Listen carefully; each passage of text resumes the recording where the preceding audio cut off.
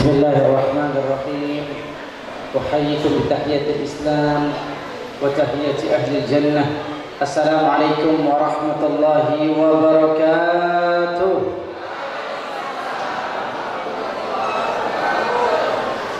Yang jawab salam saya barusan, saya prediksi sepertinya tahun depan akan berangkat haji. Yang jawab aminnya paling keras berangkat haji duluan. Yang tidak mengucapkan amin hanya mengantar sampai Bandara Sultan Taha. Alhamdulillah wa kafa, wassalatu wassalam ala rasulil mustafa sayyidina wa habibina wa qurratu a'yunina, semuanya Sayyidina Muhammad Allahumma salli wa sallim wa barik alaihi. Yang saya hormati, saya muliakan Abi Azzah, Umi Azzah, mana Abi yang Umi kau duduknya berjabung Tanjung Jabung Barat, Tanjung Jabung. Yang saya hormati para asatizah, para tokoh bangsa, tokoh umat yang ada di kabupaten yang kita cintai ini. Yang saya hormati para wali santri, mana para wali santri angkat tangan. Masya Allah. Salam hormat dari saya buat seluruh para. Satu saat ada seorang ayah datang kepada Umar bin Khattab. Wahai khalifah, wahai presiden, wahai pemimpin umat, pemimpin bangsa, anak saya barusan mukul saya. Anak saya barusan mukul saya. Dengan wajah marah, Umar mengatakan kepada pengawalnya, wahai pengawal, hadirkan anak bapak ini, saya mau lihat wajahnya. Ketika dihadirkan anaknya, Umar pun marah dengan suara keras, wahai anak, tahukah engkau durhaka kepada kedua orang tua adalah dosa paling besar dalam Islam setelah syirik? Engkau pasti masuk neraka kalau orang tua memurka. Kemudian sang anak pun mengatakan, ya Umar, la ta'jal, jangan buru-buru dulu, jangan tergesa-gesa wahai khalifah. Saya mau tanya kepada khalifah, apa hak yang harus ditunaikan orang tua kepada anak? Hak anak yang harus ditunaikan orang tua apa? Kata Umar bin Khattab, ada 3. Orang tua wajib memberikan kepada anaknya 3 hal. Yang pertama, orang tua wajib memberikan nama yang baik, ayyuhassina ismuh. Kemudian yang kedua, wa ayyakhtara ummuh, dipilihkan ibu yang baik. Setelah diberikan nama baik, ibu yang baik. Kemudian yang ketiga, ayyuhafidhul kitab, agar ayah mengajarkan anaknya Quran, mencetak anaknya jadi hafiz Quran. Itu kata Umar Khattab. Kemudian apa jawaban sang anak yang membuat Umar terkejut? Wahai khalifah, ini bapak saya, ayah saya tidak melakukan 3-tiganya. Dia menamakan saya dengan nama yang buruk. Nama saya Ju'la. Apa itu Ju'la? Nama serangga yang ada di gurun pasir. Asal-asalan ngasih nama anak, tidak ada unsur doa di dalamnya. Kalau Abi ini kita jadikan contoh, menamakan anaknya Azzah. Azzah kemuliaan, betul dia? Yang diberikan gelar oleh Syekh Ali Jabir, Syekh Azzah tahun 2014. Dinamakan nama yang baik. Kata Umar, ini bapak saya, kata anaknya, namakan saya Ju'la, nama serangga, nama binatang. Yang kedua, bapak saya nggak memilihkan ibu yang baik buat saya. Saya dipilihkan ibu, budak sahaya, dibeli 2 dirham, malamnya dinikahin. Ketika saya lahir, ayah saya tidak menghendaki kelahiran saya. Yang ketiga, ayah saya nggak pernah ngajarin saya Quran. 1 ayat pun nggak pernah diajarkan ayah saya. Dia hanya sibuk dengan urusannya di luar. Apa kata Umar bin Khattab kepada ayahnya? Umar marah dan mengatakan, ukhruj, laqad sabaqta ila al-uquq qabla an ya'iqqa waladak. Pergi kamu, keluar. Sesungguhnya kamulah yang durhaka kepada anak kamu sebelum anak kamu durhaka kepada engkau. Apa pelajarannya di sini ayah bunda? Ingat, anak itu titipan Allah. Enggak semua orang dititipin anak. Betul apa betul? Saya kalau lagi ceramah dimanapun seantero negeri ini, 1, 2 selalu saja ya ada yang datang. Ustadz Kasyif, doain saya 20 tahun belum punya anak. Datang lagi, Ustadz tolong doakan saya 12 tahun gak punya anak. Maka ayah bunda alhamdulillah diberikan titipan anak. Ini adalah rezeki yang mahal dari Allah. Bahkan Allah Azza wa Jalla dalam Quran surat Al-Kahfi, saya minta Azza Majuza bacain buat Ustadz. Kalau Ustadz suaranya jempreng kalau ngaji, kalau Azza suaranya bagus sampai diberikan gelar Syekh sama Syekh Ali Jabir. Allah berfirman, A'udzu billahi minasyaitonir rajim. Al-malu wal banuna zinatul hayatid dunya wal baqiyatus salihatu khairun 'inda rabbika. Ya Ustaz. Masya Allah. Lembaran saya Ibu. 11 12 kan? Sama ini. Saya yang ke-13. Ya, baca surat Al-Kahfi bahwa anak adalah perhiasan yang Allah hadirkan di muka bumi. Jangan engkau sia-siakan. A'udzu billahi minasy syaithanir rajim. Al-malu wal banuna zinatul hayatid dunya wal baqiyatus salihatu khairun 'inda rabbika thawaban wa khairun amala. Insyaallah ahsanta ya Azza, barakallahu fiik. Insyaallah saya kalau nonton TV 2014 saya nikah umur 2000, saya nikah tahun 2012. Pas nonton Azza diberikan kemuliaan oleh Syekh Ali Jabir, di dalam hati saya ngomong, ya Allah, nanti kalau saya punya anak saya waktu itu perempuan yang pertama namanya Sakibah, ya Allah mudah-mudahan hafiz kayak Az.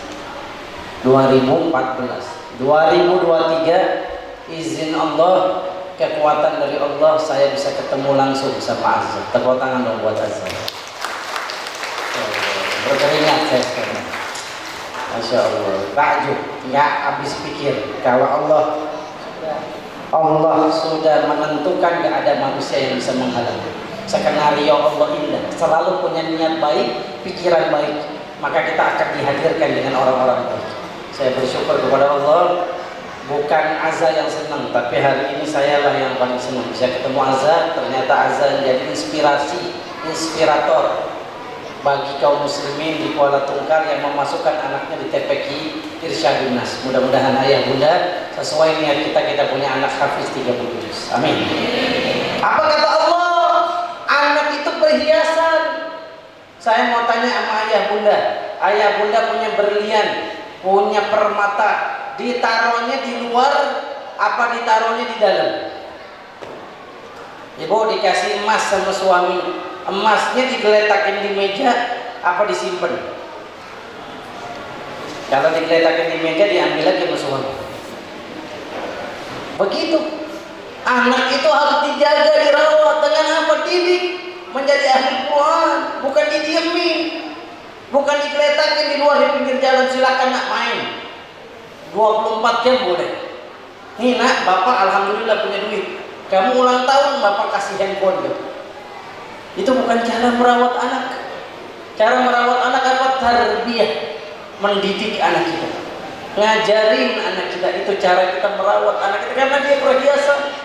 Jangan sembarangan, jangan diletakkan di tempat yang sembarangan. Ya udah, cerai-cerai nggak apa-apa. Tapi permasalahannya kata orang tuanya, kita punya anak umur 9 tahun laki-laki. Saya pengen hak asuh di saya, kata ibunya. Kata bapaknya nggak bisa, anak satu-satunya, saya mau hak asuh sama saya. Makin bingung, dihadirkan anaknya. Nah, ini ada bapak ibu kamu rebutan hak asuh kamu. Seandainya kamu boleh memilih, kamu memilih hidup bersama ayah kamu, apa kamu ingin memilih hidup bersama ibu kamu? Apa jawaban anaknya, Bu? Kira-kira anaknya milih ayah apa ibu? Jujur. Milih ayah apa ibu? Anaknya milih hidup sama bapaknya. Ketika mau ketok palu, apa kata sang ibu? Wahai hakim, sebentar, jangan diputuskan dulu perkara. Tolong tanya dulu anaknya, kenapa dia milih hidup bersama ayahnya. Ketika mau ketok palu, nggak jadi hakim. Ditanya anaknya, nak, ini kan ada ibu bapak, kenapa milihnya bapak nggak milih ibu? Wahai hakim, kalau saya hidup sama bapak saya enak, saya dibiarkan main di jalanan. Wah, saya boleh main bola, saya boleh ngapain aja. Kalau sama ibu saya dibawa ke ulama faqih, ahli ilmu. Nanti ahli ilmu itu ngajarin saya Quran, ngajarin saya hadis. Kalau saya salah, saya dipukul sama faqih itu, sama ulama tersebut. Hakim itu berderai air mata. Nah, yang pantas mendidik kamu bukan ayah kamu kalau begitu, ibu kamu. Quran itu akan berarti buat kamu di masa depan kamu. Quran itu akan membuat kamu menjadi sesuatu dari tadinya kamu tidak jadi apa-apa. Quran akan bikin kamu sukses, nak. Ini ibu kamu udah bener. Diputuskanlah diasuh oleh ibu. Apa hikmah dari kisah ini, ayah bunda? Masya Allah, memang mendidik anak itu mesti tega tidak tega. Ada dua sistem dalam Islam, namanya reward dan punishment. Memberi hadiah kalau dia berbuat baik, dan memberi hukuman kalau dia nakal. Sekarang kita dijauhkan dengan hukuman, seolah-olah hukuman itu membuat anak kita tidak berubah. Salah. Kalau kita lihat hadis Nabi SAW, Nabi bersabda, "Muru auladakum bis salati wa hum 7 sinin wadribuhum li 10." Perintahkan anak kamu sholat umur 7 tahun.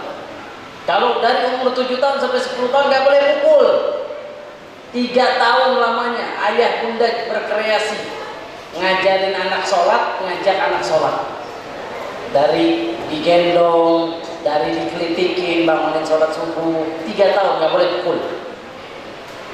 Setelah 10 tahun anak kita masih nggak sholat juga, baru di situ boleh memukul. Apa kata ulama? Darbun ghairu mubarrah. Pukulan yang tidak boleh melukai. Ya boleh sampai berbekas pukulannya. Itu kata para ulama yang dimaksud wadribu di umur 10 tahun. Maka oleh itu ayah bunda, kenapa anak kita menjadi anak nakal? Nanti kita podcast tanya sama anak-anak kita. Karena kita sebagai orang tua nggak care, tidak peduli ketika anak kita berbuat kebaikan. Saya ambil contoh begini.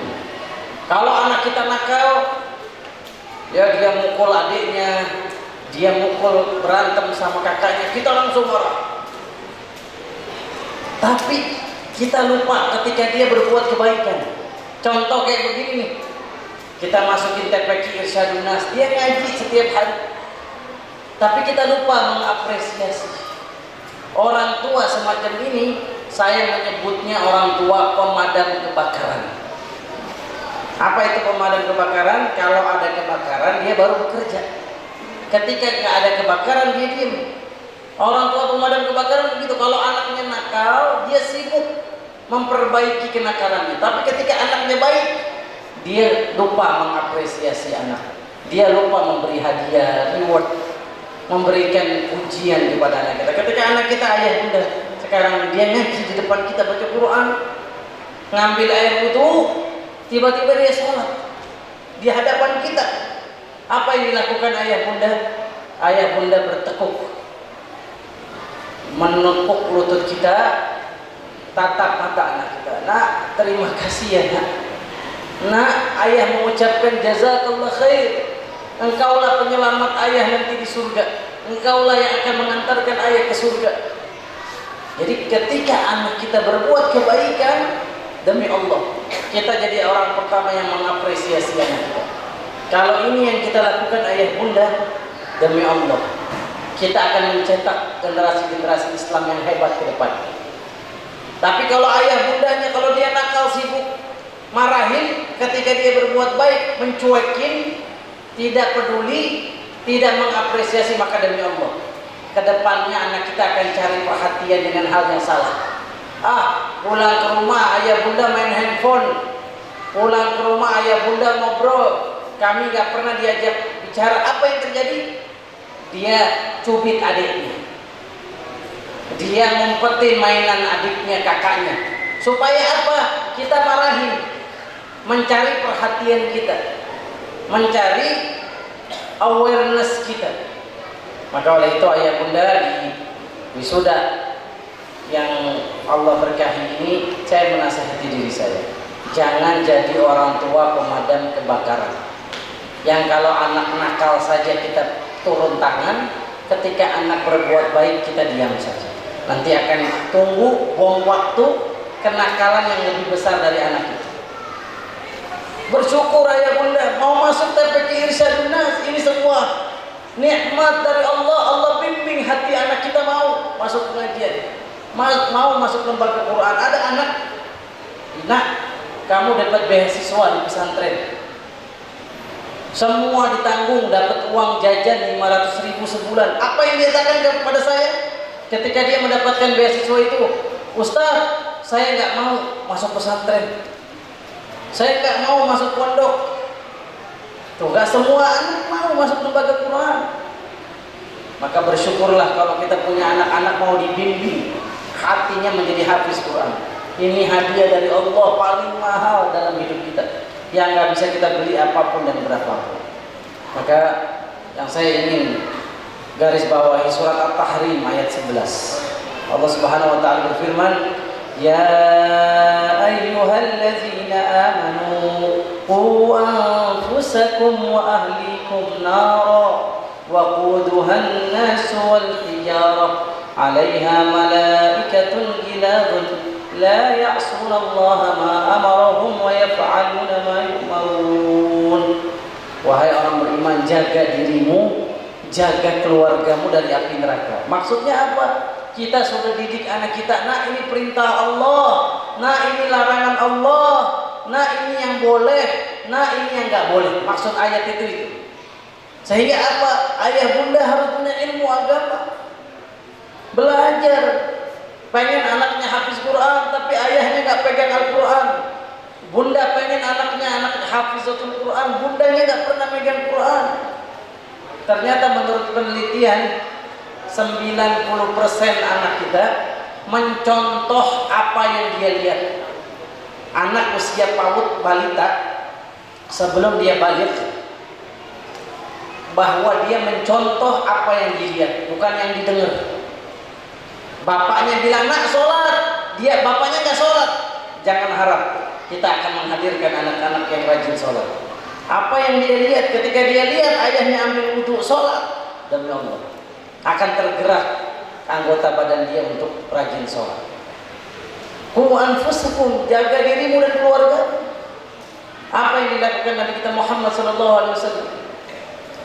Ya, dalilnya buka Quran surat Asy-Syu'ara ayat 889. Sini.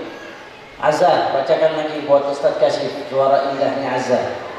Ayo sirami hati kami dengan indahnya suara Azza. Ustaz Azza, tafadhal. Ini.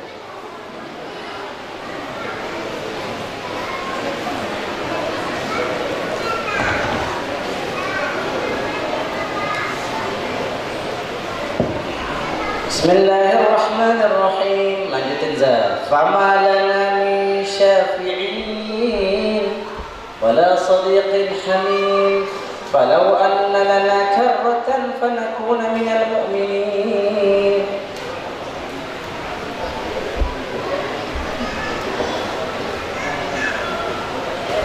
Surat Asy-Syu'ara ayat 99 ayat 100. أعوذ بالله من الشيطان الرجيم فما لنا من شافعين ولا صديق حميم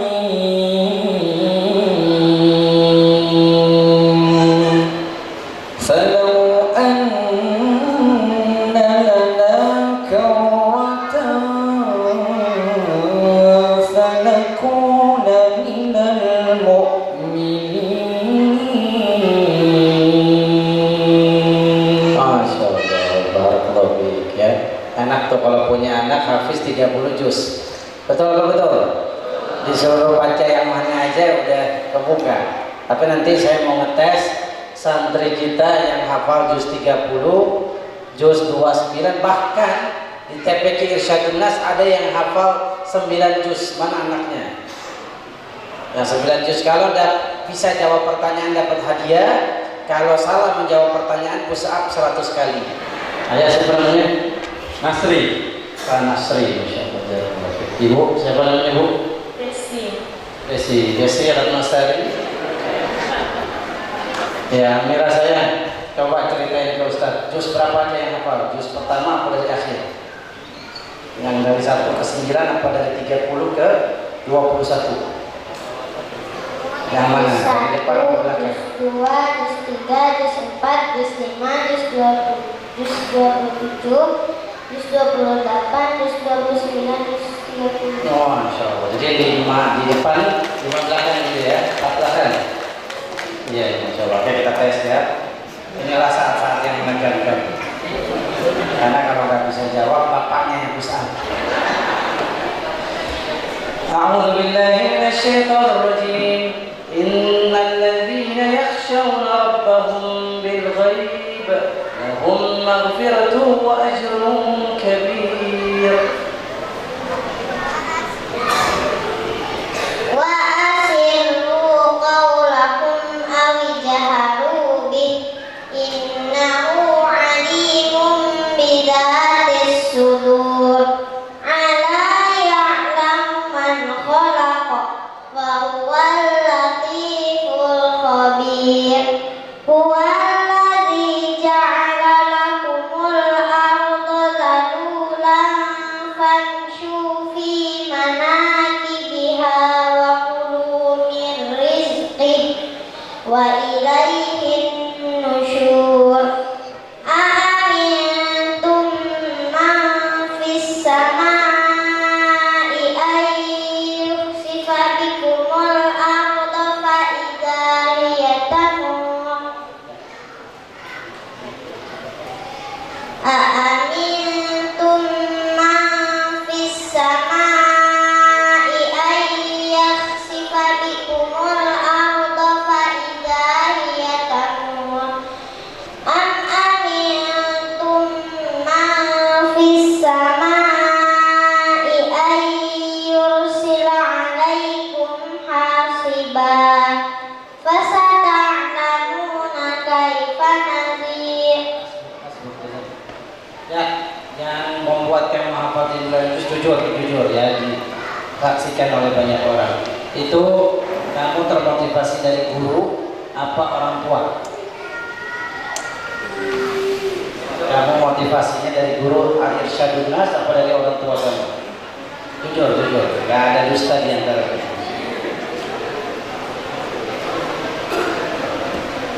Kamu bisa 9 juz, yang ngasih kamu semangat ngafalin itu guru di TPQ apa orang tua di rumah?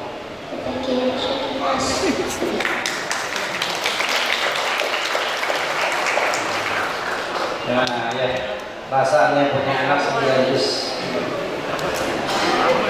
Bukan ayahnya, saya pikir ayahnya tadi hafal 20 juz. Ternyata 9 juz termotivasi dari guru-gurunya di Irsyadun Nas. Saya gimana ketika punya anak 9 juz perasaan ini? Bangga. So, anaknya berapa? Ya. Anak baru 1, jangan bilang rumah 1 ya, baru 1. Kita doain habis ini ada produksi lagi, besok bisa menghasilkan. Amin ya rabbal alamin. Itu satu, memangnya itu cuma satu apa mau nambah lagi? Emang kamu gak mau punya adik? Ya. Kenapa? Kan punya adik enak, bisa main bareng. Oh, waduh, dia mau satu-satunya di saya. Oh ya, Nasri pengen punya anak habis 30 juz, tapi ekonominya biasa-biasa aja, tapi anak kita nggak hafizoh, tapi direktur punya gaji 1 miliar setiap bulan. Pilih yang mana? Bisa ya? Apa beda? Jadi ahli Quran Pak Bupati, hatinya tuh gak nempel sama dunia. Itu hebatnya ahli Quran. Hatinya nempel sama apa? Surga. Di jannah. Apa ketika dia baca dia nggak ngarepin dan peluang. Ketika dia hafal Quran dia nggak ngarepin jadi bupati. Dia nggak mengharapkan dapat dunia, dia harapkan apa? Walal akhiratu khairul laka minal ula. Dia hanya mengharapkan akhir.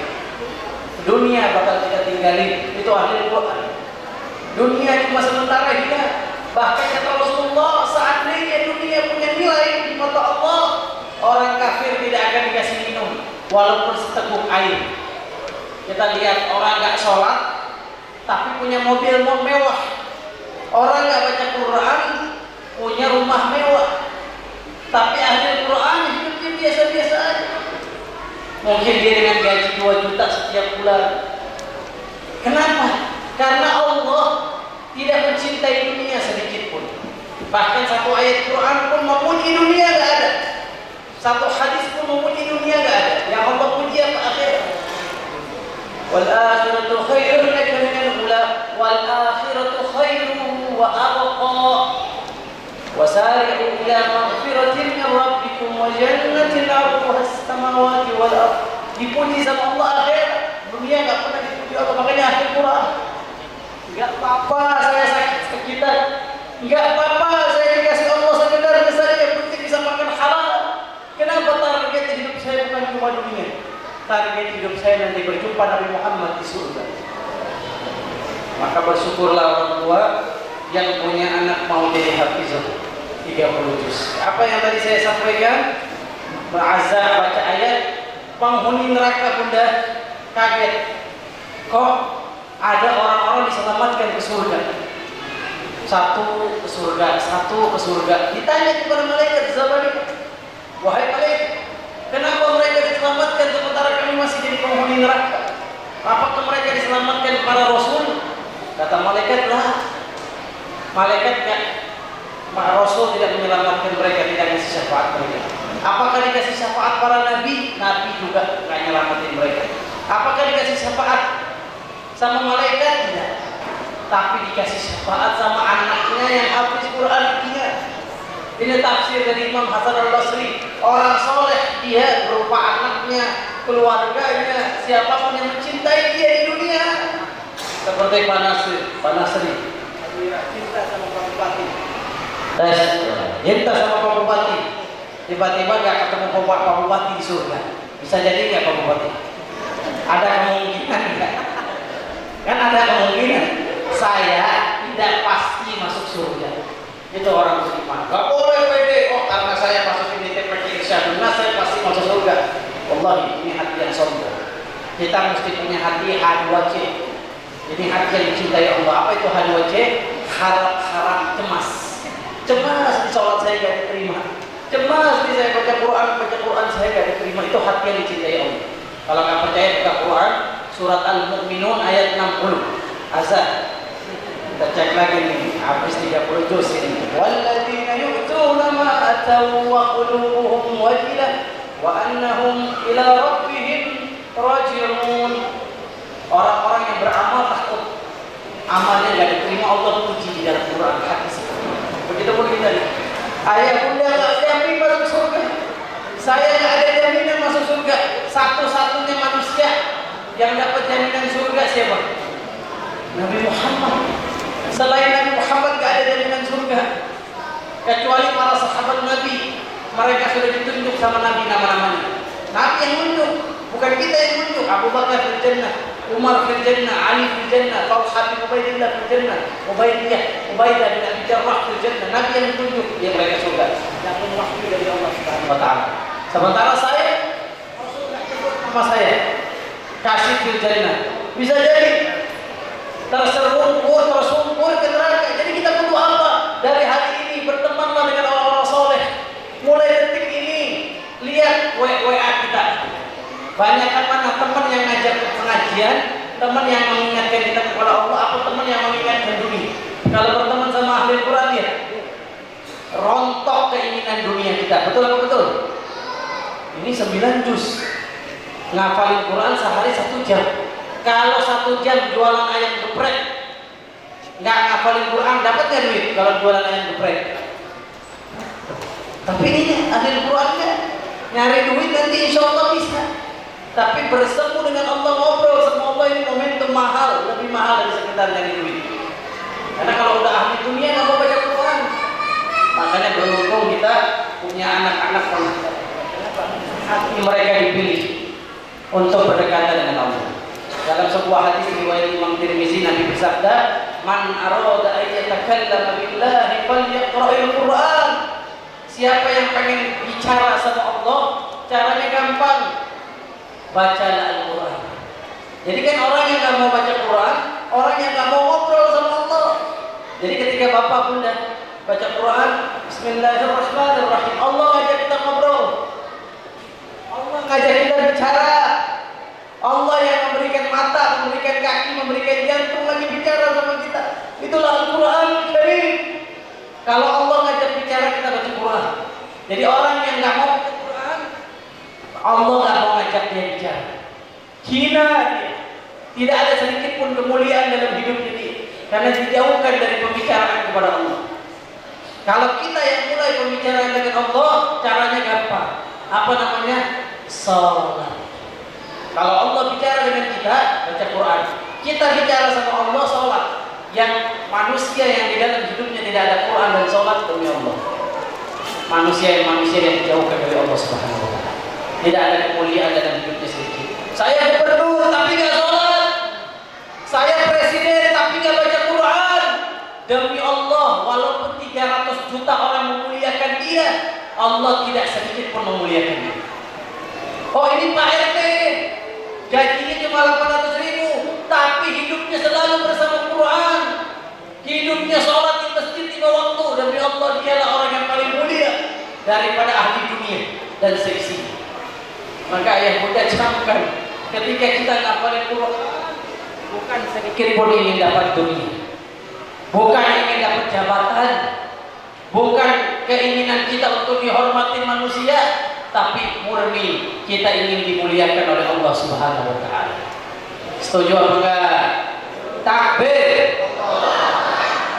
Karena sehebat apapun kita jadi hafiz 30 juz, kalau nggak ada keikhlasan, maka Quran justru akan membuat kita masuk neraka.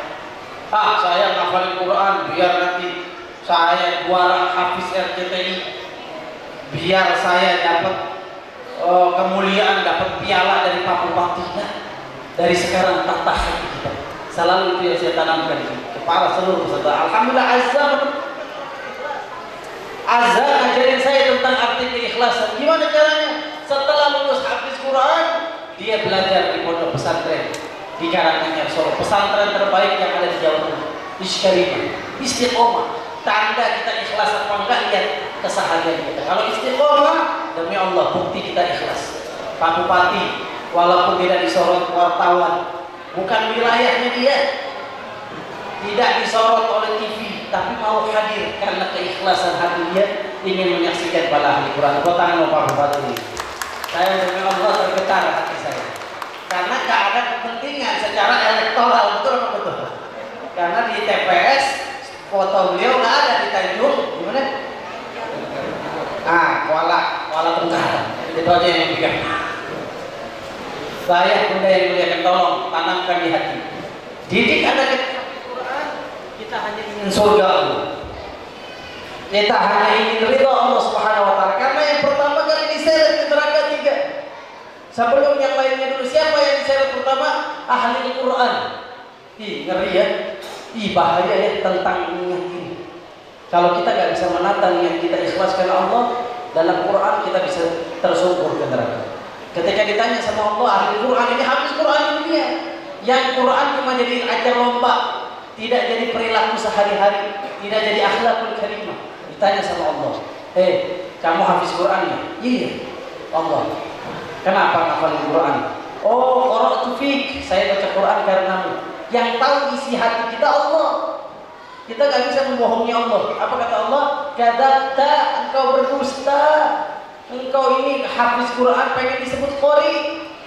Engkau pengen disebut ustaz, pengen disebut kiai, pengen disebut habib, pengen dapat penghormatan dari manusia. Engkau gak pengen ridhoku. Engkau gak ingin jannah. Apa kata Allah kepada para malaikat? Malaikat, seret orang ini ke neraka. Na'udzubillah min. Jadi ketika kita baca Quran, tanamkan di dalam hati kita. Ada hadiah yang lebih besar dari dunia, yaitu negeri akhirat, keridhaan Allah Subhanahu wa taala. Dan sekarang saya mau ajarkan ayat bunda doa supaya anak kita istiqomah sampai mati habis Quran. Yang kita takutkan apa? Hati mudah tergelincir. Hati kita di dalam jemarinya Allah. Hari ini anak kita rajin Quran, besok bisa jadi ahli maksiat. Na'udzubillah min dzalik. Apalagi sekarang teknologi, media informasi, ada yang namanya gadget, informasi masuk ke pikiran anak kita, ke hati anak kita. Itu bisa berubah mereka. Maka sebagai ayah bunda, saya titipkan hati ikhlas, karena ikhlas saja yang menjaga anak kita dari kemaksiatan. Yuk kita sama-sama baca ya. Ini doa diajarkan Abu Bakar As-Siddiq agar kita selalu beramal ikhlas, nanti buahnya istiqomah sampai mati di atas Quran. Amin. Kita takut matinya dalam keadaan maksiat. Saya baru baca di kumparan.com, ada orang Madura meninggalnya lagi nyawer biduan. Lagi nyawer biduan jatuh. Subhanallah, menangis. Kematian kita nih, ujungnya kita gak ada yang tahu. Hari ini ustaz, besok bisa jadi pendeta. Itu yang terjadi di Saifuddin Ibrahim, dosen Muhammadiyah di Jogja. Hari ini ustaz, besoknya pendeta. Bisa nggak Allah bikin dia begitu? Na'udzubillah min. Apa yang bisa menjaga kita husnul khotimah? Para ulama nasihatin kita keikhlasan, nggak mengharapkan dunia dari amal ibadah kita. Ini yang akan menjaga kita matinya husnul khotimah. Kalau saya mau pengen ya Allah, coba deh, sama nggak nih keinginannya sama saya? Ya Allah, pada saat saya lagi baca Quran, tolong matiin saya. Ada nggak yang sama kayak gitu? Kenapa takut ngomong kematian? Udah mati kan pasti. Keadaan ketika kita mau meninggal ini yang gak gampang. Betul apa betul? Enggak. Dan kita mati berdasarkan kebiasaan hidup kita. Wan nasu matu ala ma'asyu alaihi. Kata Nabi SAW, manusia mati berdasarkan kebiasaan hidup dia. Dia suka dangdutan, dia suka karaokean, dia gak suka sama Quran, gak suka sama pengajian. Matinya nyawer di luar. Na'udzubillah min dzalik. Kalau kita cinta ahli Quran, di hati ngomong, ya Allah jadikan saya seperti mereka. Besok paginya kita baca Quran, Allah jemput. Indah, kematian yang indah. Ya ayyatuhan nafsul mutmainnah, irji'i ila rabbiki radiyatan mardiyah, fadkhuli fi ibadi wadkhuli jannah. Ini yang kita inginkan, dipanggil Allah. Jiwa kita dipuji sama Allah. Karena waktu hidup di dunia bersama Quran dan ahli Quran, selalu hobi baca Quran. Ya, azan terakhir azan. Abi udah ngantuk dari subuh menyiapkan acara ya, istirahat. Ya, sudah. A'udzu billahi minasy syaithanir rajim.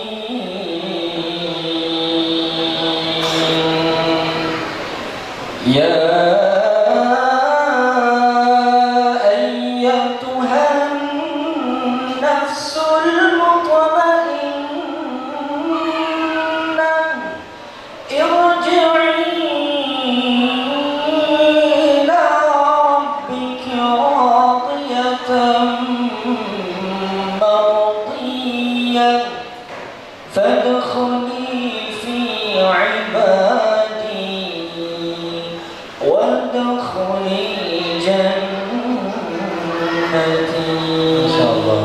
matinya husnul khotimah lagi baca Quran, jiwa yang tenang, gak usah takut pertanyaan kubur, gak usah takut sama azab kubur, engkau sudah pasti masuk surga.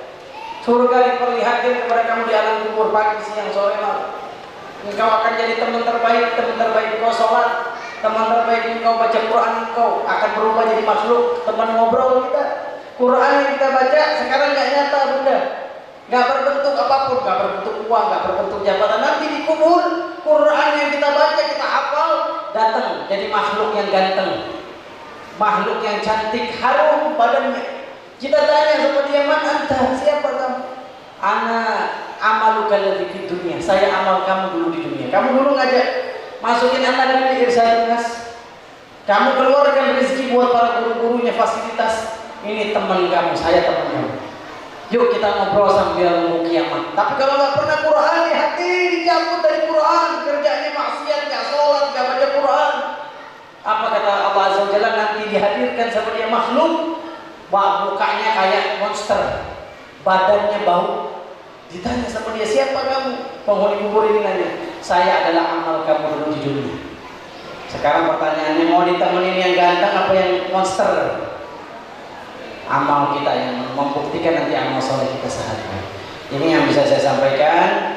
Kita nanti bersalam-salaman dengan Pak Bupati juga, Abi Azza. Saya minta maaf lahir dan batin, hari ini saya juga harus berangkat ke Jakarta. Saya mengundang seluruh Kuala Tunggal, kalau ke Jakarta jangan lupa mampir ke rumah saya.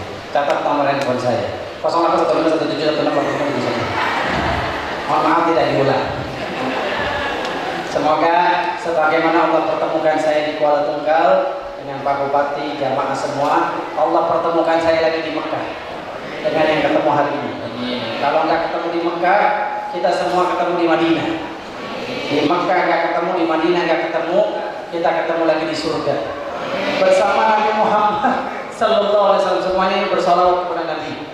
Ya Nabi salam alaika, ya Allah. Terus ya Rasul, saya ingin menjadikan anak aku hafiz Quran, pengen ketemu engkau di surga ya Allah, bukan yang lain. Ya Allah, rela aku berikan nyawa agar bisa berjumpa denganmu di surga ya Allah. Aku rindu kepada Nabi Muhammad. Engkau tidak pernah tidur, sibuk memikirkan nasib kami di akhirat, apakah di surga atau neraka. Engkau adalah satu-satu manusia yang tidak punya iri hati ya Allah.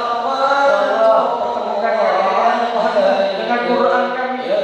Engkau bawa Quran dengan darah perjuangan perang Uhud, gigi geraham copot untuk menyebarkan Quran kepada manusia. Ya Allah, kami bersyukur atas keputusan Nabi Muhammad SAW. Kami saksi bahwa Nabi telah menyampaikan Quran dengan sempurna kepada kami. Ya Nabi salam alaika, ya Rasulullah. Yang terakhir, tadi saya punya PR, doa Abu Bakar agar kita amali ikhlas diterima Allah. Tolong ikutin. Allahumma ja'al kulla amali khalisan liwajhika wa la taj'alha li ahadin ghayraka. Ya Allah, jadikan perjuangan kami memasukkan anak kami di irsyadun nas ikhlas mengharapkan ridho, dan jangan jadikan satupun amal ibadah kami untuk seorang pun makhluk. Kami nggak butuh beramal dilihat orang, mereka nggak punya surga. Engkau yang punya surga, engkau yang punya pahala. Berikan hati yang selalu mengharapkan pahala dan ridho, bukan apresiasi dari manusia, bukan pujian dari manusia, bukan balasan dunia dari manusia. Amin, amin ya rabbal alamin. Minta maaf kalau ada kesalahan. Assalamualaikum warahmatullahi wabarakatuh.